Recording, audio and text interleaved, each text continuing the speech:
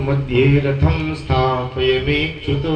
हे अच्युत, दोनों सेनाओं के मध्य मेरे रथ को ले जाकर के खड़ा कर दो, तो मैं देखूं तो जरा मुझे जिनके साथ युद्ध करना है कौन कौन है। भगवान महाराज अर्जुन के उस धनु रथ को ले जाकर के दोनों सेनाओं के मध्य में खड़ा कर देते हैं। अब अर्जुन ने देखा कि जितनी मेरी विरोधी सेना है जिसके साथ मुझे युद्ध करना है, तो महाराज कोई मेरा चाचा खड़ा है, कोई ताऊ खड़ा है, कोई गुरु खड़ा है, पितामह भीष्म खड़े हैं। महाराज जितने भी अपने सगे संबंधियों को देखता है तो अर्जुन का हृदय कंपने लगता है। भगवान से कहता है, केशव आप कहते थे ये धर्म युद्ध है, आप कहते थे कि धर्म क्षेत्रे कुरुक्षेत्रे समवेतो युयुत्सवा, ये जो महाभारत का युद्ध है महाराज ये धर्म युद्ध है।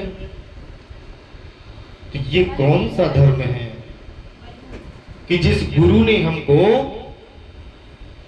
धनुर्विद्या का ज्ञान दिया,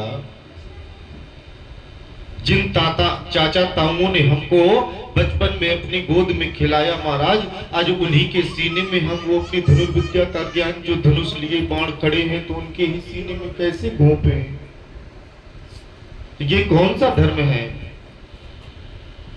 और आगे महाराज अर्जुन कहते हैं कृष्ण से कि आप कहते हो ये धर्म युद्ध है, तो मैंने जहां तक सुना है युद्ध का मतलब होता है कि जब तक एक पक्ष की सेना पूरी समाप्त नहीं हो जाती तब तक युद्ध विराम स्थिति को नहीं पहुंचता, युद्ध विश्राम नहीं होता।